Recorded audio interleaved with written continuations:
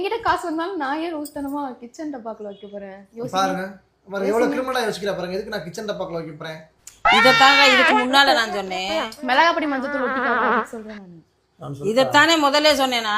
நான் சொல்லிட்டு மறந்துட்டேன். உண்மை வெளியே வந்துருச்சா? குட்டு உடஞ்சிருச்சா? நீங்க வேற யாரோ உங்க தங்கச்சி பேத்திக்கா அதுக்கும் கல்யாணம் நீங்களே. ஏன்னா 1 பவுன் போதுமா? ஏன்னா பவுன் 75 ரூபா வந்துருச்சுங்க இப்ப. ஆமா, தங்கச்சி வந்து இங்க கிளி கிளின்னு குளிச்சிட்டு போயிட்டா அவளுக்கு வேணாம் நகை கொண்டே போடுங்க. சரி, அப்ப நீங்க 2 பேரும் மட்டும் போயிட்டு வந்துறீங்களா? எங்க கல்யாணம்? யார் 2 பேரும் போயிட்டு வந்துறீங்களா? நீங்க மாமாவும் தான். நீங்க வர மாட்டீங்களா?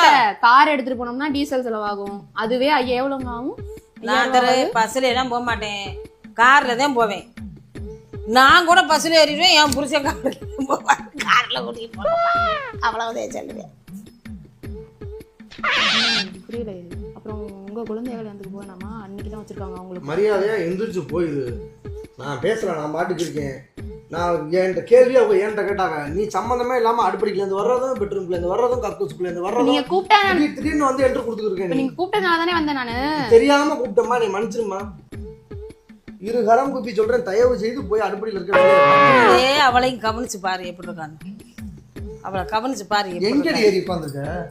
எங்க ஏறி உட்காந்துருக்க? அம்மா உட்காந்துருக்கீல, எங்க ஏறி உட்காந்துருக்க? நீ என்ன சொல்லுவ? என் பொண்டாட்டி தங்கம் தகரம் அப்படி இப்படி எப்படி மரியாதை கொடுக்குறாத்தியா மாமியாவுக்கு? தகரங்குற வேற எடுத்துட்டா இன்னைக்கு நைட்டு அதை சொல்லி நீ டார்ச்சர் பண்ணுவான். நிறைய மரியாதை வச்சிருக்கேன். நீங்க என்னத்தை எப்படி சொல்றீங்க? ஓமா முதல்ல காட்டன் சாரி உங்ககிட்ட உட்காந்து. சரி, டயப்பர் வாங்கிட்டு வாங்க.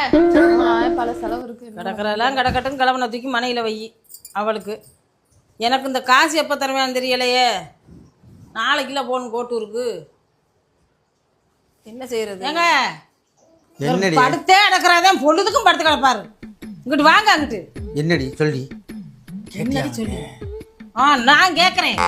கேட்க சொன்னா கேட்க மாட்டா. இதை மாத்திரம் வந்து கேட்டியா நோட்டியா அதெல்லாம் உட்காருங்க. உன்னை கேட்கட்டு தானே அனுப்பிச்சேன், அப்புறம் கேட்டியா?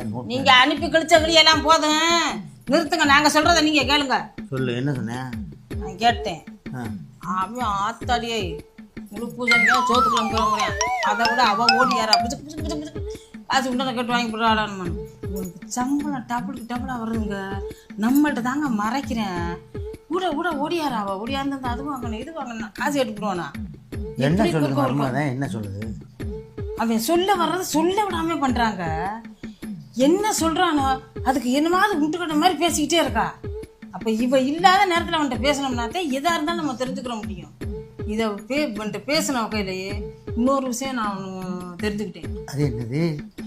அவன் குழந்தையாளுக்கு கல்யாணமா, அதுக்கு 5 பவுனுக்கு நகை போடணும் வந்து குறுக்க வந்து பேசிட்டு போறான். அப்ப இது என்ன விஷயம்னு நம்ம நோட் பண்ணி பார்க்கணும். அவன் அப்படியே அமுக்கிட்டேன். அதை பற்றி நம்ம அப்புறம் பேசிக்குவேன். நீ விட்டுன்னு சொல்லி அமுக்கிறேன். அப்போ என்ன அர்த்தம்? அப்போ ஏதோ நடக்கிறப்ப வருமானம் வராமையா இதெல்லாம் செய்ய நினைக்கிறாங்க அவங்க. யோசிச்சு பாருங்க. ஆனால் நான் விட மாட்டாங்க. நீ என்னதான் பண்ணுறான்னு நானும் பார்த்துப்படுறேன். அமைதியாயிரு. என்னதான் சொல்கிறேன் அவன் மயன். நாளைக்கு கூப்பிட்டு வச்சு சபையில் உட்கார வச்சு கேட்கணும். கேட்டு என்னங்கிற நான் தெரிஞ்சுக்கிறேன்.